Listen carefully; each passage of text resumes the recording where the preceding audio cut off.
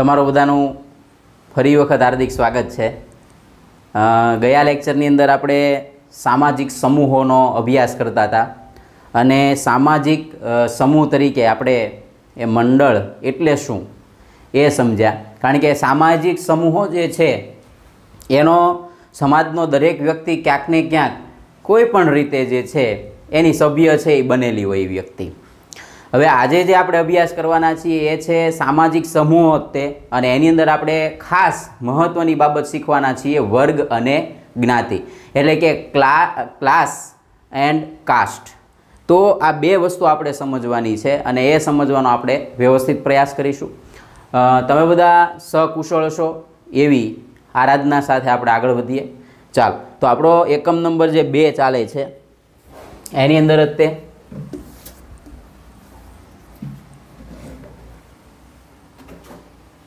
તો પાઠનું નામ જે છે સમાજશાસ્ત્રના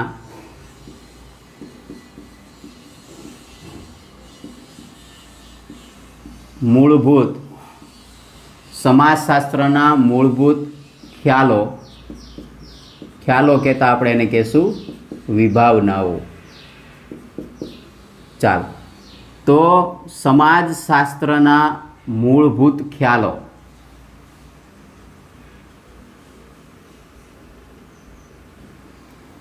હવે એની અંદર સામાજિક સમૂહોનો આપણે અભ્યાસ કરીએ છીએ, એટલે હેડિંગ મારીએ સામાજિક સમૂહો, અને એની અંદર આપણે પહોંચ્યા છીએ વર્ગ।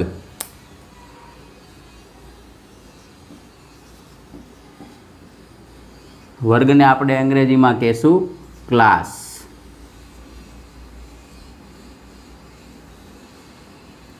ચાલો, હવે જો હવે આપણે વર્ગ જ્યારે આવે, જ્યારે આ શબ્દ આપણે બોલીએ ત્યારે આપણને સ્વાભાવિક રીતે જે છે કાર્લ હેનરી માર્ક્સ છે યાદ આવે। કારણ કે કાર્લ હેનરી માર્ક્સ, બરાબર, એટલે કે કાર્લ માર્ક્સ અને દાસ કેપિટલના રચયિતા, સમાજશાસ્ત્રની અંદર ખૂબ જ મહત્ત્વનું પ્રદાન પણ આપણે એને કહી શકીએ।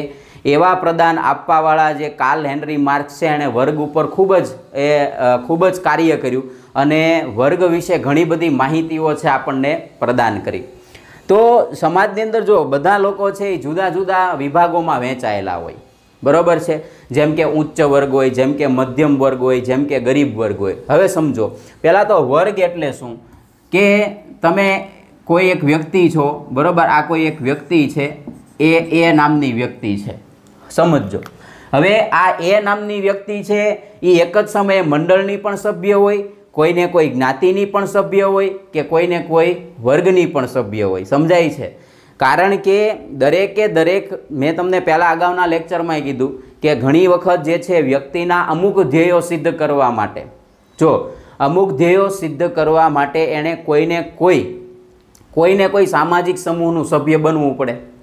ઘણી વખત એવું પણ બને કે અમુક સામાજિક સમૂહો એવા છે કે જેનો દરજ્જો વ્યક્તિને આપોઆપ મળી જતો હોય, જેમ કે જ્ઞાતિ છે, તો જ્ઞાતિનો દરજ્જો છે એ વ્યક્તિને આપોઆપ મળતો હોય, બરાબર। તો અહીંયા જુઓ તમે કે આ જે વર્ગ છે, ક્લાસ છે, બરાબર, એમાં આપણે એમ કહીએ કે ભાઈ આર્થિક રીતના સમાજની અંદર વહેંચાયેલા હોય, બરાબર। જેમ કે મેં હમણાં કીધું કે ભાઈ ઉચ્ચ વર્ગ છે, મધ્યમ વર્ગ છે, ગરીબ વર્ગ છે, તો એ આર્થિક બાબતોથી અલગ અલગ હોય, બરાબર। એટલે કે એનો જે માની લો કે કોઈ મધ્યમ વર્ગનો વ્યક્તિ છે તો મધ્યમ વર્ગ જે છે એ એના આધારિત સામાજિક દરજ્જો છે અમુક ભોગવતો હોય।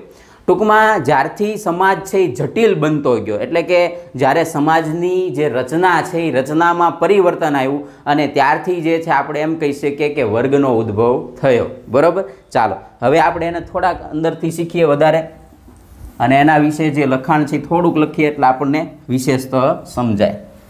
ચાલો, તો હવે એની અંદર જોઈએ, પહેલો જ તે મુદ્દો છે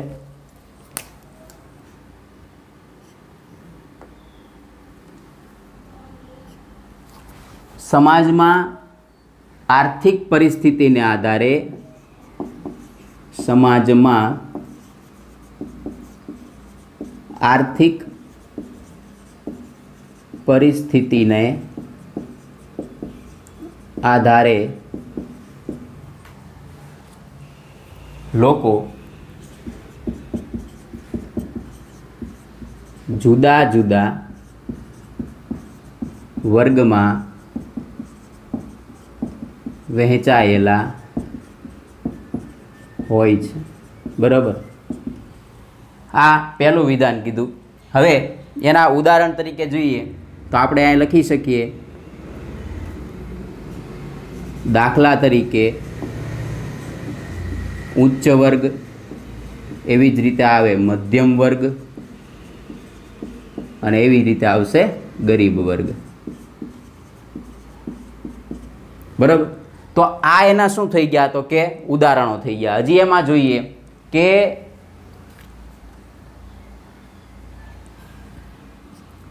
જેઓનો તેમના આર્થિક દરજ્જા, જેઓનો તેમના આર્થિક દરજ્જા પ્રમાણે, જેઓનો તેમના, એવું દરજ્જા નહીં પણ જેઓના તેમના આર્થિક વર્ગના આધારિત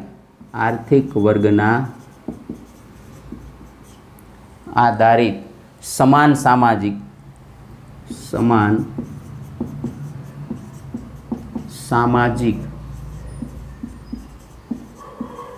દરજ્જો હોય.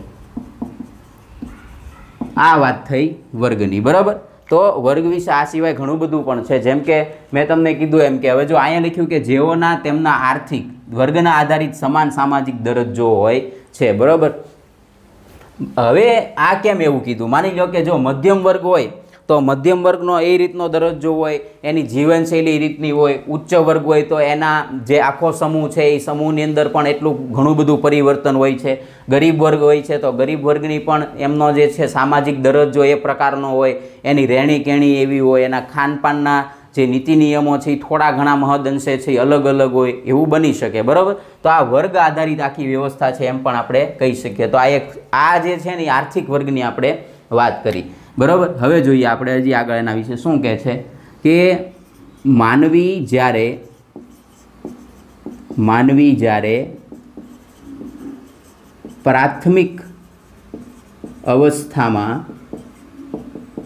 હતો, માનવી જ્યારે પ્રાથમિક અવસ્થામાં હતો ત્યારે સાધનોની માલિકી આધારિત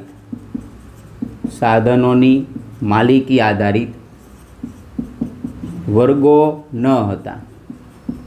બરાબર, સીધી વસ્તુ છે કે ત્યારે જે શરૂઆતનું જીવન હતું માણસનું, તો એ માણસના શરૂઆતના એટલે કે પ્રાથમિક અવસ્થા હતી ત્યારે કોઈ સાધનોની માલિકી ધરાવતો વર્ગ કે જેની પાસે શ્રમ છે એવું કાંઈ હતું જ નહીં. બરાબર છે, પણ જેમ જેમ અર્થવ્યવસ્થા બદલાણી, જેમ જેમ આપણા નીતિ નિયમો બદલાણા, જેમ જેમ જીવનની પરિભાષા બદલાતી ગઈ, એમ જે છે વર્ગોની રચના થતી રહી. અને જો શું થયું તો કે ભાઈ સમાજમાં જટિલતા વધતા સામંતો, બરાબર, જો સામંતો,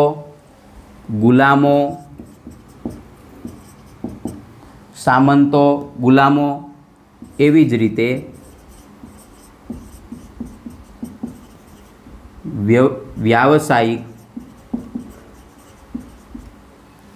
વ્યાવસાયિક જૂથો અને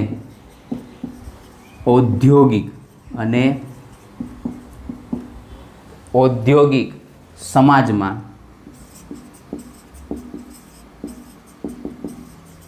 મૂડીપતિ વર્ગ અને મજૂર વર્ગો ઉદ્ભવ્યા. તો જટિલતા એટલે શું? તો કે ભાઈ સમાજની અંદર જે છે અત્યાર સુધીની જે પ્રાથમિક અવસ્થા ચાલી આવતી હતી, પ્રાથમિક અવસ્થામાં ફેરફારો આવ્યા અને જટિલતા વધતા સામંતો અસ્તિત્વમાં આવ્યા, ગુલામો અસ્તિત્વમાં આવ્યા. સામંતો એટલે શું? તો કે ભાઈ આપણે એમ ચર્ચા આપણે ઘણી વખત સાંભળી હોય કે આપણા જે શરૂઆતની અંદર આપણે જોઈએ કે રાજા મહારાજાઓ અમુક હતા, એ લોકો ઘણી વખત જે છે એ પ્રજાનું કલ્યાણ કરવાને બદલે ઘણી બધી બીજી બધી ટૂંકમાં એમ કહીએ કે ભાઈ એની વ્યવસ્થામાં ડૂબેલા રહેતા. જેમ કે એ લોકો જે છે ભોગવિલાસ વધારે કરતા, તો એ રાજનો વહીવટ જે છે અન્ય વ્યક્તિને સોંપી દેતા, બરાબર છે. અથવા તો એમ પણ કહી શકીએ કે એ વ્યક્તિને રાજા છે એ રાજા પોતે જ તે એને નિમી દેતો કે ભાઈ આટલું આટલું કાર્ય તારે કરવાનું. તો એવા જે વ્યક્તિઓ છે એને આપણે સામાન્ય ભાષામાં સામંતો કહીએ. તો આવા લોકોએ પાછા અન્ય વ્યક્તિને કામ સોંપીને જે છે એનું કામ બીજા પાસે કરાવતા હતા, ગુલામો. એવી જ રીતે વ્યાવસાયિક જૂથોને ઔદ્યોગિક સમાજમાં મૂડીપતિ વર્ગ અને મજૂર વર્ગો. આ તો સીધી વસ્તુ આપણને સમજાય. અને અત્યારના જે કન્ડિશન છે જેને આપણે કહીએ છીએ કોર્પોરેટ જગત, બરાબર. તો આ કોર્પોરેટ જગત જે છે એની અંદર પણ આ જ પરિસ્થિતિ છે. એટલે આનું અંગ્રેજી છે એટલે કે મૂડીપતિ. એટલે કે જો મૂડીપતિ કોને કહેવાય? કે જેની પાસે સાધનોની માલિકી છે એવો વર્ગ, બરાબર. હવે સાધન એટલે શું? જો અહીંયા જો મૂડીપતિ વર્ગ એટલે કોણ? તો કે જેની પાસે સાધનોની માલિકી છે. જેમ કે સાધન કયા કયા છે? કે જમીન, મૂડી, શ્રમ અને નિયોજન. જો આ ઉત્પાદનના સાધનો થયા, બરાબર. તમારે કોઈ વસ્તુનું ઉત્પાદન કરવું હોય તો તમારી પાસે અમુક વસ્તુ હોવી જોઈએ. જેમ કે તમારી પાસે જમીન, તો ઉત્પાદનનું કુદરતી સાધન છે. પછી મૂડી, તમારી પાસે નાણાં હોવા જોઈએ, તમારી એ નાણાંથી તમે કોઈ મશીનરી ખરીદી શકો. પછી શ્રમ કરવાવાળા તો મળી જ રહેવાના, કારણ કે અહીં જો મજૂર વર્ગ છે. અને નિયોજન અથવા તો નિયોજક. તો આ જે નિયોજન છે એટલે શું કરવું? તો કે ભાઈ ઉદ્યોગનું સંચાલન કરવું. અને આ બધા જે ત્રણેય ઉપરના જે છે એ ત્રણેયને જોડી દેવાની પ્રક્રિયા.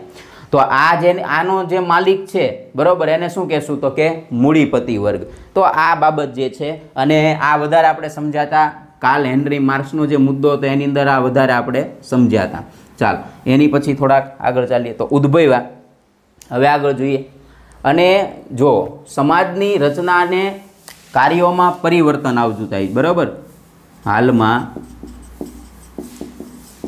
સમાજની રચના અને કાર્યોમાં પરિવર્તન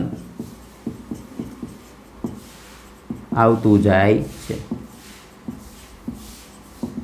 બરાબર. તો આ બહુ એક છે. અને સામાજિક આપણે એમ કહીએ કે તેમ તેમ જે વર્ગો છે એના સ્વરૂપમાં પણ પરિવર્તન આવે. જો સમાજની કાર્યશૈલીમાં પરિવર્તન આવશે એમ એમ વર્ગોની અંદર પણ પરિવર્તન આવશે. જેમ કે અમે હમણાં જો અહીંયા કીધું, અહીંયા ધ્યાન રાખજો. જેમ કે ઉચ્ચ વર્ગ, મધ્યમ વર્ગ અને ગરીબ વર્ગ.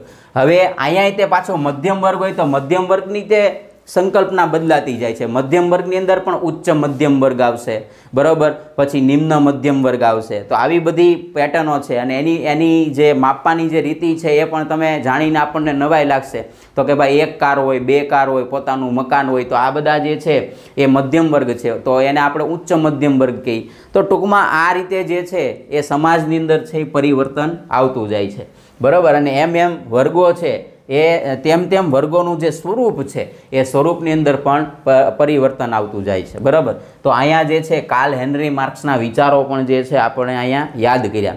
હવે પછી આ જે વર્ગો છે એ વર્ગો પછી જે મહત્ત્વનો અને સમગ્ર વિશ્વની અંદર જ્યાં હિન્દુ ધર્મ પ્રચલિત છે અથવા તો હિન્દુ ધર્મ પાળવાનું ચલણ છે, જે વિશ્વના દેશો છે, ભારત તો એમાંનો એક છે જ તે, બરાબર. પણ જ્યાં જ્યાં આવા હિન્દુ લોકો રહે છે અથવા તો હિન્દુ ધર્મનું પાલન કરે છે ત્યાં ત્યાં જ્ઞાતિ વ્યવસ્થા છે અસ્તિત્વમાં છે, બરાબર. તો હવે આપણે જ્ઞાતિ વ્યવસ્થા વિશે પણ ચર્ચા કરીએ. તો હવે અમને વર્ગ એટલે શું સમજાણવું છે. હવે નેક્સ્ટ જ્ઞાતિ.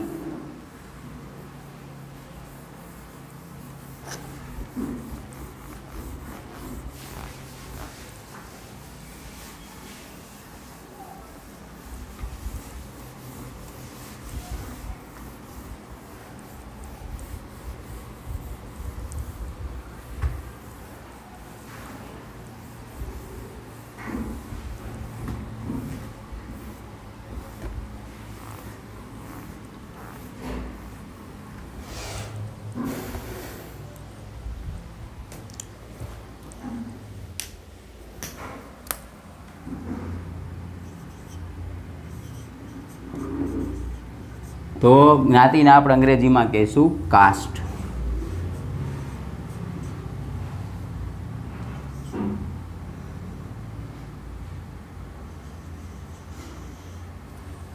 હવે આ થોડુંક વધારે સમજજો, વધારે મજા આવે એવું છે, અને મતલબ આપણને ખ્યાલ હોવો જોઈએ કે ભારતના સંદર્ભની અંદર જ્ઞાતિ છે એ કેવા કેવા પરિવર્તનો લાવે છે, બરાબર।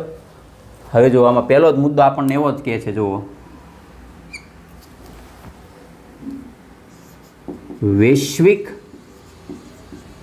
કક્ષાએ જ્ઞાતિ સમૂહો, વૈશ્વિક કક્ષાએ જ્ઞાતિ સમૂહો ભારતમાં અને બરાબર ભારતમાં અને ખાસ કરીને હિન્દુઓમાં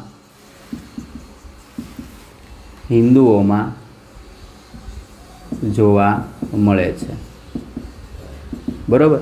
હવે જો હવે આ પરિસ્થિતિ જે ઉદ્ભવી, આપણે જો જ્યારે સમાજશાસ્ત્રીઓ છે એ કોઈ પણ બાબતોનો જ્યારે અભ્યાસ કરે છે તો એ અભ્યાસ છે એ હકીકતોને આધારે ધ્યાનમાં લેવામાં આવે। અભ્યાસની અંદર જે કાંઈ પ્રયોગો થાય છે, મતલબ કે જે કાંઈ સામાજિક આંતરક્રિયા કરવામાં આવે છે એના ઉપરથી જે તારણ કાઢેલું હોય, તારણને આધારે આપણને જે છે સમાજશાસ્ત્ર અમુક બાબતો છે એ સ્પષ્ટ કરતું હોય છે, બરાબર। તો જો અહીંયા શું કીધું કે વૈશ્વિક કક્ષાએ જ્ઞાતિ સમૂહો ભારતમાં જોવા મળે છે, ચાલો આ ક્લિયર છે। અને ભારતમાં એ ખાસ કરીને કેમાં જોવા મળે છે તો કે ભાઈ હિન્દુઓમાં જોવા મળે છે। હવે જો આપણે પ્રારંભિક બાબતની વાત કરીએ એટલે કે વૈદિક કાળ હતો, પછી આવ્યો ઉત્તર વૈદિક કાળ, બરાબર। તો તમે જોવો જોઈએ કે ભાઈ આર્યોના સમયની અંદર જે છે એ વેદો છે એ લખાણા, બરાબર। જોજો સમજો, આર્યોના સમયથી તો ભારતની અંદર જે છે આર્યોનું આગમન થયું, બરાબર। અને પછી આર્ય પ્રજા જે છે એ દ્રવિડ કરતાં પણ વધારે સફળ પ્રજા રહી। હવે જે આર્યો આવ્યા એ આર્યોએ એ સમયની અંદર સંસ્કૃતની અંદર વેદો લખાવડાવ્યા, જેમ કે એક છે ઋગ્વેદ, પછી એવી જ રીતે છે સામવેદ, એવી જ રીતે છે અથર્વવેદ, એવી જ રીતે છે યજુર્વેદ, બરાબર। તો આ લોકોના સમયમાં જે 4 વેદો લખાણા, અને બધા જાણો છો એમ વેદોની અંદર જે છે એ ઘણી બધી સ્તુતિઓ પણ આપવામાં આવી છે, ખાસ કરીને ઋગ્વેદની અંદર, પછી આ સંગીતનો છે, એમ અલગ અલગ વેદો જે છે એ વેદોની પ્રણાલી જે છે ધીમે ધીમે સમાજની અંદર પ્રચલિત બની। હવે આ વેદોની અંદર શું હતું તો કે ભાઈ આપણી જે શરૂઆતની જે વર્ણ વ્યવસ્થા હતી એ કર્મ પ્રધાન હતી। જો કર્મ એટલે શું થાય તો કે ભાઈ કાર્ય, બરાબર। કર્મ એટલે શું થાય તો કે ભાઈ કાર્ય કરવું। હવે એની અંદર જે છે 4 હતા કર્મ, જેમ કે બ્રાહ્મણ, એવી જ રીતે ક્ષત્રિય, એવી જ રીતે વૈશ્ય અને એવી જ રીતે શૂદ્ર। હવે સમજો, બરાબર। જો તો બ્રાહ્મણ જે છે તો એ જે છે શિક્ષણ આપવાનું અને શિક્ષણ લેવાનું કાર્ય કરતા। તો એ સમયની અંદર એવું હતું કે જે વ્યક્તિ છે એ શિક્ષણ સાથે જોડાયેલો છે એ બ્રહ્મ એટલે કે બ્રાહ્મણ કહેવાતો। જોજો સમજો, બાકી એની સાથે ઘણી બધી કથાઓ પણ જોડાયેલી છે, ભાઈ બ્રહ્માજીની જાંઘમાંથી જે છે ઉત્પન્ન થયેલા 4 પુરુષો હતા વગેરે વગેરે, પણ આપણે જે ફેક્ટ વસ્તુ છે એની પર વધારે આપણે પ્રાધાન્ય આપશું। તો બ્રાહ્મણો જે છે એનું કાર્ય એ હતું। એવી જ રીતે ક્ષત્રિય કોને કહેવાતા તો કે ભાઈ એના શરણે આવેલા કે અન્ય વ્યક્તિઓનું રક્ષણ કરવું એ ક્ષત્રિય ધર્મ કહેવાતો, બરાબર। તો એ લોકો શું કહેવાના તો કે ભાઈ ક્ષત્રિય કહેવાના। જે લોકો વ્યાપાર સાથે એટલે કે વણજ સાથે જોડાયેલા હોય એને વૈશ્ય કહેવાના। અને શૂદ્ર કોને કહેવાના તો કે ભાઈ જે કાર્યો અન્ય લોકો નથી કરતા એ બીજા જે અમુક સાદા કાર્યો છે એ કર્યા એ લોકો શું કહેવાના શૂદ્ર। હવે એ સમયની અંદર જોજો આ એનું કર્મ હતું, જે જેવું કર્મ કરે ને એ એવા વર્ગનો કહેવાય, બરાબર। તો હવે જો સમજો કે કોઈ શૂદ્ર વ્યક્તિ છે એ કોઈ શિક્ષણના કાર્ય સાથે જોડાય તો એ બ્રાહ્મણ કહેવાતો, બરાબર। તો આ ખુલ્લા પ્રકારની વ્યવસ્થા કહેવાય, કેવી કહેવાય ખુલ્લા પ્રકારની, બરાબર। ખુલ્લા પ્રકારની એટલે ઉપર નીચે પ્રકારની વ્યવસ્થા રહી, પણ ધીમે ધીમે જે છે એ બંધ પ્રકારની વ્યવસ્થાની અંદર જ્ઞાતિઓ છે બંધ પ્રકારની આખી જે પ્રણાલી છે ઉદ્ભવવા લાગી, અને ધીમે ધીમે જે છે બંધ પ્રકારની જ્ઞાતિ વ્યવસ્થા છે એ અસ્તિત્વમાં આવી, બરાબર। તો આ આખી જે છે જ્ઞાતિ આધારિત વ્યવસ્થા છે એનો ઇતિહાસ કંઈક આવો છે એ આપણે સમજ્યા। હવે જ્ઞાતિ વિશે થોડીક જે બીજી બાબતો છે, જે બંધ પ્રકારની વ્યવસ્થા છે, તમે જુઓ એમાં કોઈ વ્યક્તિ છે એ પરિવર્તન ન લાવી શકે. સમજો, કોઈ વ્યક્તિ છે, જો માની લો કે એ જ્ઞાતિનું એને સભ્યપદ મળી ગયું આપોઆપ, તો જ્ઞાતિનું સભ્યપદ મળ્યા પછી એટલે કે જન્મતાની સાથે જે જ્ઞાતિનો વ્યક્તિ સભ્ય બને એનું સભ્યપદ એને મળી ગયું, તો એની અંદર એ કોઈ પરિવર્તન લાવી શકતો નથી. કાયદાની રૂએ જે છે ઘણી વખત અમુક પરિવર્તનો આવે છે, પણ જ્ઞાતિઓ એ સ્વીકાર કરતી નથી. ચાલો, તો હવે જ્ઞાતિ વિશે શું છે, તો કે ભાઈ વૈશ્વિક કક્ષાએ જ્ઞાતિ સમૂહો ભારતમાં ને ખાસ કરીને હિન્દુઓમાં વિશેષ જોવા મળે છે. બરાબર. હવે આ સિવાય શું કહે છે, તો કે ભાઈ રિઝલે નામના એક વ્યક્તિ છે. રિઝલેના મત મુજબ હાલમાં ભારતમાં 3000 કરતાં વધારે મુખ્ય જ્ઞાતિઓ છે. બરાબર. રિઝલેના મત મુજબ હાલમાં ભારતમાં 3000 કરતાં વધારે શું છે, મુખ્ય જ્ઞાતિઓ છે. અને સાથે સાથે એવું કહે છે M.N. શ્રીનિવાસ ના મત મુજબ જ્ઞાતિ એ હિન્દુઓની વર્ણ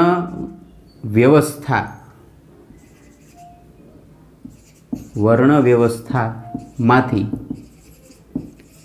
ઉતરી આવી છે. બરાબર. તો આપણે જે સમજાય વર્ણ વ્યવસ્થા એટલે બ્રાહ્મણ, ક્ષત્રિય, વૈશ્ય અને શૂદ્ર. તો M.N. શ્રીનિવાસ, મૈસૂર નરસિંહાચર શ્રીનિવાસ, એનું પૂરું નામ શું થાય, મૈસૂર નરસિંહાચર શ્રીનિવાસ. તો એના મત મુજબ જ્ઞાતિ એ હિન્દુઓની વર્ણ વ્યવસ્થામાંથી ઉતરી આવેલી છે, જે આપણે બહુ ડીપમાં સમજ્યા.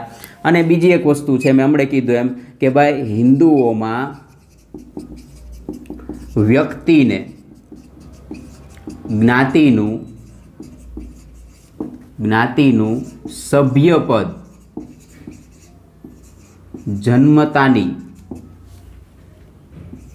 જન્મતાની સાથે આપોઆપ મળી જાય છે. હમણાં મેં વાત કરી એનું જ છે, એટલે બહુ આપણે ફરી વખત સમજાવતા નથી. હવે બીજી વસ્તુ છે કે ભાઈ દરેક જ્ઞાતિઓના સગાઈ સંબંધો, એવી જ રીતે રીતિ રિવાજો,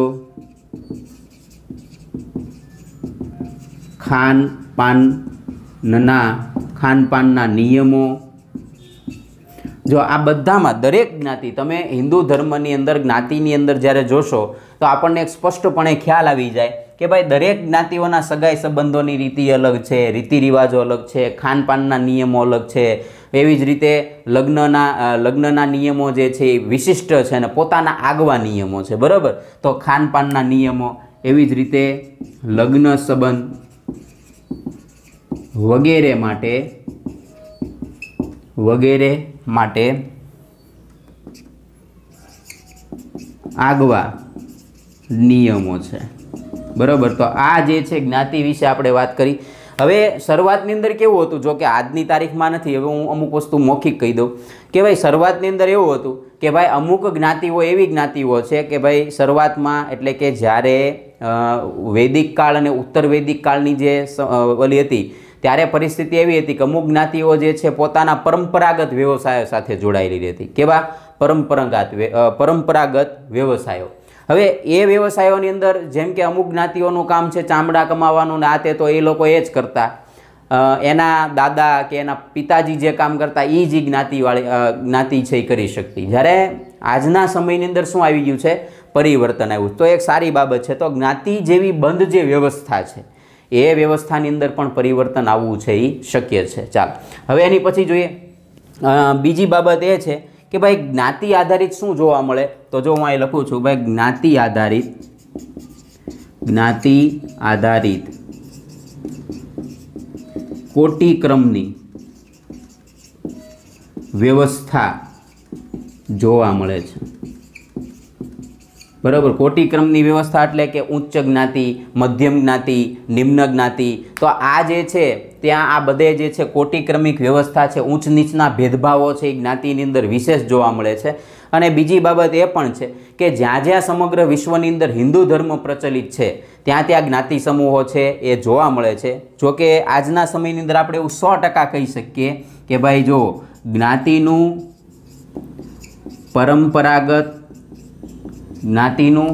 પરંપરાગત સ્વરૂપ